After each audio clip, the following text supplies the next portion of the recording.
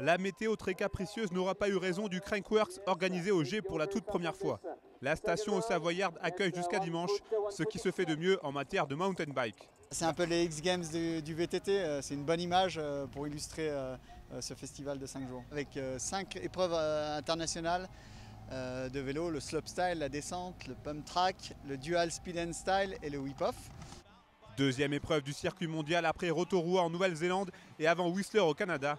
Le Crankworx DG est une compétition à part. C'est pas simplement les meilleurs athlètes mondiaux, mais les amateurs peuvent se mesurer aux athlètes. Par exemple, sur la descente, 75% des riders sont des amateurs et les 25 autres sont des gens qui roulent en Coupe du Monde, donc des vrais pros. Donc on peut se mesurer vraiment aux meilleurs de la discipline et c'est ce qui fait que Crankworx est un festival unique en son genre. On est un peu le pivot central de la compétition et il faut que les riders marquent des points pour arriver à Whistler avec le nombre de points suffisant pour gagner le Crankworx World Tour.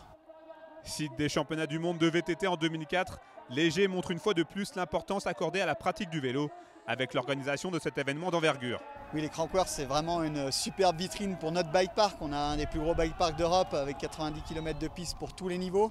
Et là, on remet un focus sur notre station et sur notre offre VTT que nous avons pour les Crankworx. Ce qui a plu à la partie Crankworx, c'était le fait qu'on a un savoir-faire dans l'organisation de grands événements.